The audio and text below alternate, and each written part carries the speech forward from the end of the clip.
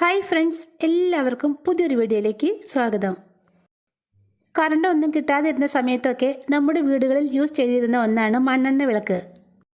ഓടിൻ്റെയോ അലുമിനിയത്തിൻ്റെയോ ഒക്കെ വിളക്കിൽ മണ്ണെണ്ണ ഒഴിച്ചിട്ടാണ് നമ്മൾ കത്തിച്ചിരുന്നത്. അന്നൊക്കെ മണ്ണെണ്ണ സുലഭമായി കിട്ടാനും ഉണ്ടായിരുന്നു. എന്നാൽ ഇപ്പോൾ ഈ മണ്ണെണ്ണ ഒഴിച്ച് കത്തിക്കുന്ന വിളക്കുകളൊന്നും കണി കാണാൻ പോലും ഇല്ലാതായി. മാത്രമല്ല, മണ്ണെണ്ണ കിട്ടാനും വഴിയില്ല. മണ്ണെണ്ണയില്ലാതെ മണ്ണെണ്ണ കൊണ്ട് കത്തിക്കുന്ന ഈ പഴയ വിളക്കുകൾ ഒന്നും തന്നെ ഇല്ലാതെ ഒരു കുപ്പിയിലേക്ക് വെറും പച്ചവെള്ളം മാത്രം ഒഴിച്ച് നമുക്കൊരു വിളക്കുണ്ടാക്കി കത്തിച്ചാലോ? ₹1 പോലും ചിലവില്ലാത്ത ഒരു കിടിലൻ ടിപ്പാണ് കേട്ടോ ഇത്. മാത്രമല്ല, മണ്ണെണ്ണ വിളക്ക് കത്തിക്കുമ്പോൾ ഉണ്ടാകുന്ന കരിയോ പുകയോ സ്മെല്ലോ ഒന്നും തന്നെ നമ്മുടെ ഈ വിളക്ക് കത്തുമ്പോൾ ഉണ്ടാകുന്നില്ല. ഇന്നത്തെ നമ്മുടെ ഫസ്റ്റ് ടിപ്പ് ചെയ്യാനായിട്ട് ഞാനിവിടെ ഇതുപോലുള്ള ഒരു ബോട്ടിൽ ക്യാപ്പ് എടുത്തിട്ടുണ്ട്. പിന്നെ ഇതുപോലുള്ള പ്ലാസ്റ്റിക് ബോട്ടിലിൻ്റെ ക്യാപ്പൊന്നും എടുക്കരുത് കേട്ടോ.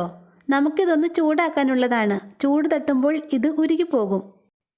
അതുകൊണ്ട് ഇതുപോലുള്ള മെറ്റൽ ക്യാപ്പ് തന്നെ എടുക്കാൻ ശ്രദ്ധിക്കണേ. അടുത്തതായിട്ട് നമ്മൾ എടുത്ത ക്യാപ്പിൻ്റെ സെൻറ്ററിലായിട്ട് ഒരു ഹോൾ ഇട്ട് കൊടുക്കാം. ഒരു കത്രികയോ സ്ക്രൂ ഡ്രൈവറോ ഉപയോഗിച്ച് നമുക്കിതിൽ ഹോൾ ഇട്ട് കൊടുക്കാവുന്നതാണ്.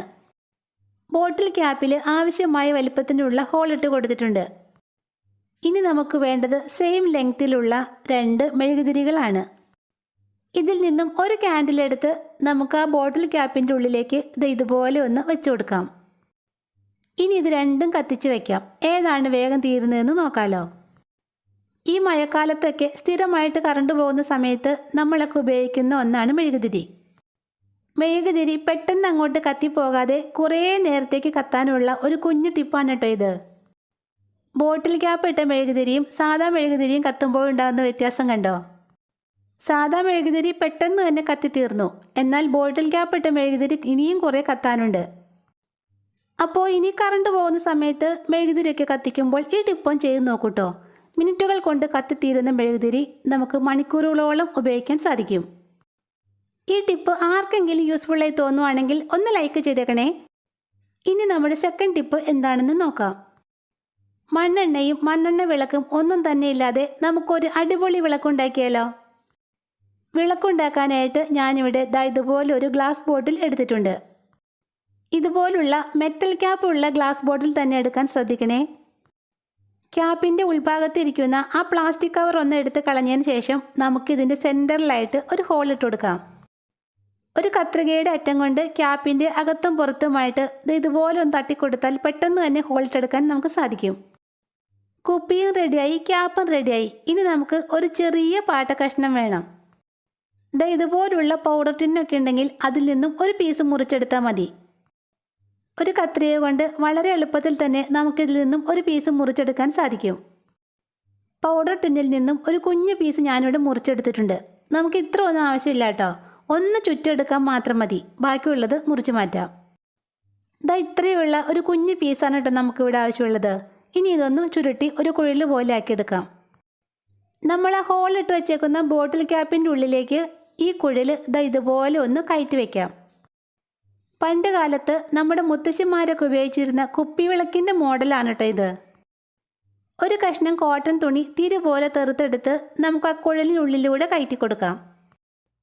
നമ്മുടെ മുത്തശ്ശിമാരൊക്കെ മണ്ണെണ്ണ ഒഴിച്ച് കത്തിച്ചിരുന്ന അടിപൊളി കുപ്പിവിളക്കല്ലേ ഇത്. ചിലർക്കൊക്കെ ഇത് ഓർമ്മയുണ്ടാകും. എന്നാൽ നമ്മൾ ഈ വിളക്കിലേക്ക് മണ്ണെണ്ണ അല്ലാട്ടോ ഒഴിക്കുന്നത്, പച്ചവെള്ളമാണ് ഒഴിച്ചു കൊടുക്കുന്നത്. ₹1 പോലും ചിലവില്ലാതെ പച്ചവെള്ളം ഒഴിച്ച് നമുക്ക് ഈ വിളക്കൊന്ന് കത്തിക്കാം. നമ്മുടെ വിളക്ക് കത്തിക്കാനായിട്ട് കുപ്പിക്കുള്ളിലേക്ക് ഇത്രയും പച്ചവെള്ളം ഒഴിച്ചു കൊടുക്കാം. കുപ്പിയുടെ പകുതി ഭാഗം വരെ മാത്രം വെള്ളം ഒഴിച്ചാൽ മതി കേട്ടോ. ഇനി ഇതിലേക്ക് ഞാൻ ഒഴിക്കാൻ പോകുന്നത് വേസ്റ്റായിട്ട് കളയാൻ മാറ്റി വെച്ചേർന്ന കുറച്ച് ഓയിലാണ്. 2-3 പ്രാവശ്യമൊക്കെ ഫ്രൈ ചെയ്തിട്ട് ബാക്കി വരുന്ന ഓയിലാണ് കേട്ടോ ഇത്. ഇങ്ങനെ വേസ്റ്റായിട്ട് വരുന്ന ഓയിലൊക്കെ നമ്മൾ വെറുതെ കളയാറല്ലേ പതിവ്. ഇനി ഇതൊന്നും വെറുതെ കളയണ്ട കേട്ടോ. ഇതുപോലെ നമുക്ക് റീയൂസ് ചെയ്യാം. ബോട്ടിലിലെ വെള്ളത്തിനുള്ളിലേക്ക് നമുക്ക് ഈ ഓയിലൊന്ന് ഒഴിച്ചു കൊടുക്കാം. കുപ്പി നിറയെ ഓയിൽ ഒഴിച്ചു കൊടുക്കാം കേട്ടോ. പിന്നെ നമ്മൾ ഒഴിച്ചു കൊടുത്ത എണ്ണയിൽ മുങ്ങിക്കിടക്കാൻ മാത്രമുള്ള തിരിയാണ് കേട്ടോ നമുക്കിവിടെ ആവശ്യമുള്ളത്. ബാക്കിയുള്ളത് മുറിച്ച് മാറ്റാം. തിരി വെള്ളത്തിലേക്ക് മുട്ടിക്കിടന്നാൽ കത്താൻ കുറച്ച് പ്രയാസമായിരിക്കും. പാകത്തിന് തിരി മുറിച്ച് മാറ്റിയ ശേഷം നമുക്ക് ഈ ക്യാപ്പ് കുപ്പിയിലേക്ക് അടച്ചു വയ്ക്കാം. ഇനി ഇതൊന്ന് കത്തിച്ച് വയ്ക്കാം. പണ്ടത്തെ മണ്ണെണ്ണ വിളക്ക് കത്തുന്നത് പോലെ തന്നെയാണ് മണ്ണെണ്ണയില്ലാത്ത നമ്മുടെ വിളക്കും കത്തുന്നത്. പിന്നെ നമ്മുടെ വിളക്കിൻ്റെ മറ്റൊരു പ്രത്യേകത എന്ന് വെച്ചാൽ ഇത് കത്തുമ്പോൾ പുകയില്ല, കരിയില്ല, മണ്ണെണ്ണയുടെ സ്മെല്ലും ഇല്ല. മാത്രമല്ല ഇങ്ങനൊരു വിളക്ക് കത്തുന്നതിൻ്റെ യാതൊരു സ്മെല്ലും നമ്മുടെ മുറിക്കകത്ത് എങ്ങും ഉണ്ടാവില്ല കേട്ടോ. മണ്ണെണ്ണയൊക്കെ കിട്ടാനില്ലാത്ത ഈ സമയത്ത് ഇങ്ങനെ ഒരു വിളക്ക് ഉണ്ടാക്കി വെച്ച് നോക്കൂ. കറണ്ട് പോകുന്ന സമയത്ത് നമുക്ക് ഓടിപ്പോയി എടുത്ത് കത്തിക്കാം. ഇതിൽ എണ്ണയുടെ അളവ് കുറയുന്നതനുസരിച്ച് വീണ്ടും എണ്ണ ഒഴിച്ചു കൊടുത്താൽ മാസങ്ങളോളം നമുക്ക് ഇത് തന്നെ യൂസ് ചെയ്യാം. മണ്ണെണ്ണ ഒഴിക്കാത്ത ഈ കുപ്പിവിളക്ക് നിങ്ങൾക്ക് ഇഷ്ടമാവുകയാണെങ്കിൽ ഉറപ്പായിട്ടും ഒന്ന് ട്രൈ ചെയ്ത് നോക്കൂട്ടോ. കുപ്പിക്കുള്ളിലേക്ക് കുറച്ച് ഗോലി ഇട്ടതിന് ശേഷം ഇതൊന്ന് കത്തിച്ച് നമ്മുടെ ഡൈനിങ് ടേബിളിന് മുകളിൽ വെച്ചാൽ കാണാൻ നല്ല ഭംഗിയായിരിക്കും. നമുക്ക് ഏറ്റവും കൂടുതൽ ശല്യമുണ്ടാക്കുന്ന ജീവികളാണ് എലിയും കൊതുകും. ഈ ഒരു സാധനം നമ്മുടെ വീട്ടിലുണ്ടെങ്കിൽ എലിയും കൊതുകും നമ്മുടെ വീടിൻ്റെ അടുത്തേക്ക് പോലും വരില്ല. അത്രയ്ക്ക് യൂസ്ഫുള്ളായ ഒരു ഐറ്റമാണ് കേട്ടോ ഇത്. എലിയുടെയും കൊതുകിൻ്റെയും ശല്യം കൊണ്ട് പൊറുതിമുട്ടിരിക്കുന്നവരാണെങ്കിൽ ഉറപ്പായിട്ടും ഈ ടിപ്പ് ചെയ്ത് നോക്കണം. നമ്മുടെ ടിപ്പ് ചെയ്യാനായിട്ട് കുറച്ച് അരി എടുത്തു വച്ചിട്ടുണ്ട്. ഇത് ചോറ് വയ്ക്കുന്ന അരിയാണ് കേട്ടോ. ഇതിനായിട്ട് ഏറ്റവും നല്ലത് പച്ചരിയാണ്. പച്ചരി ഇവിടെ ഇല്ലാത്തത് കൊണ്ടാണ് കേട്ടോ ഞാൻ ഈ അരി എടുത്തത്. നിങ്ങളുടെ കയ്യിൽ പച്ചരി ഉണ്ടെങ്കിൽ അതെടുത്താൽ മതി, അതാണ് ഏറ്റവും നല്ലത്.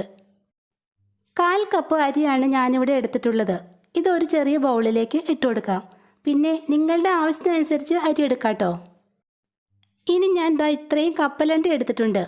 ഇതൊന്ന് നന്നായിട്ട് പൊടിച്ചെടുക്കണം. എലികളെ നമ്മുടെ മരുന്നിൻ്റെ അടുത്തേക്ക് ഒന്ന് ആകർഷിച്ചു കൊണ്ടുവരുന്നതിന് വേണ്ടിയാണ് ഈ കപ്പലണ്ടിയോ ബിസ്ക്കറ്റോ ചേർത്ത് കൊടുക്കുന്നത്. കടല നന്നായിട്ട് പൊടിച്ചെടുത്തിട്ടുണ്ട്. ഇനി ഇതൊരു സൈഡിലേക്ക് മാറ്റി വയ്ക്കാം.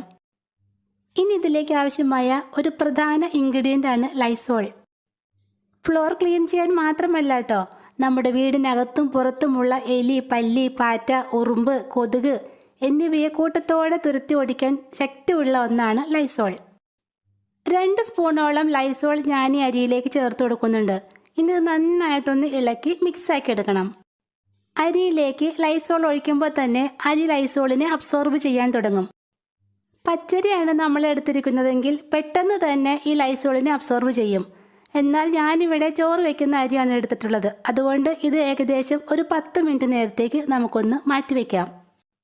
10 മിനിറ്റ് മാത്രം വെച്ചാൽ മതി കേട്ടോ. അപ്പോഴത്തേക്കും നമ്മുടെ ലൈസോള് അരിക്കുള്ളിൽ കയറി നന്നായിട്ടൊന്ന് കുതിർന്ന് വീർത്ത് വരട്ടെ. ലൈസോൾ ഒഴിച്ചു വെച്ചിട്ട് 10 മിനിറ്റ് കഴിഞ്ഞിട്ടുണ്ട്. ഇനി നമുക്ക് അരി ഒന്ന് എടുത്തു നോക്കാം. നമ്മൾ ഒഴിച്ചു കൊടുത്ത ലൈസോൾ മുഴുവനും അരി അബ്സോർബ് ചെയ്ത് നല്ല പാകത്തിന് തന്നെ കിട്ടിയിട്ടുണ്ട്. നന്നായിട്ടൊന്ന് ഇളക്കി മിക്സാക്കിയ ശേഷം നമുക്കിതൊരു വലിയ പാത്രത്തിലേക്ക് ഇട്ട് കൊടുക്കാം. ഇനി ഇതിലേക്ക് നമ്മൾ ആ പൊടിച്ചു വെച്ചേക്കുന്ന കടലയും കൂടി ചേർത്ത് നന്നായിട്ട് ഇളക്കി മിക്സാക്കി എടുക്കണം. അങ്ങനെ എലിയെ കണ്ടം വഴി ഓടിക്കാനുള്ള നമ്മുടെ മരുന്നിവിടെ റെഡി ആയിട്ടുണ്ട്. ഇനി ഇത് ചിരട്ടകളിലോ ചെറിയ പാത്രങ്ങളിലോ അല്ലെങ്കിൽ പേപ്പറുകളിലോ ഇട്ട് എലി ശല്യമുള്ള സ്ഥലങ്ങളിലൊക്കെ വെച്ചു കൊടുക്കാം. കിച്ചൺ വേസ്റ്റ് ഇടുന്ന സ്ഥലത്തും അതുപോലെ തന്നെ കാർ പോർച്ചിലും ചെടിച്ചട്ടികളുടെയൊക്കെ അരികത്തുമാണ് എനിക്കിവിടെ കൂടുതലായിട്ട് എലിശല്യം അനുഭവപ്പെടുന്നത്. അവിടെയൊക്കെയാണ് കേട്ടോ ഞാനിത് കൊണ്ടുവയ്ക്കുന്നത്. എലിയെയും പെരിച്ചാഴിയും കൊല്ലാനുള്ള മരുന്നല്ല കേട്ടോ ഇത്. ഇതൊന്ന് തിന്നു കഴിയുമ്പോൾ അവയുടെ വയറിനുള്ളിൽ നല്ലൊരു എരിച്ചിലും പുകച്ചിലും പരവേശം ഒക്കെ ഉണ്ടാവും. ആ വെള്ളത്തിനായിട്ട് എങ്ങോട്ടെങ്കിലൊക്കെ പരക്കം പാഞ്ഞ് നമ്മുടെ പരിസരത്തുനിന്ന് തന്നെ ഇല്ലാണ്ടാവും. അപ്പോൾ എലിശല്യം കൊണ്ട് പൊറുതിമുട്ടിരിക്കുന്നവരാണെങ്കിൽ ഈ ടിപ്പ് ഉറപ്പായിട്ടും ചെയ്ത് നോക്കണേ. പിന്നെ ഇന്നത്തെ ടിപ്സ് നിങ്ങൾക്ക് ഇഷ്ടമാവുകയാണെങ്കിൽ ഈ ചാനൽ ഒന്ന് സബ്സ്ക്രൈബ് ചെയ്യണേ. താങ്ക്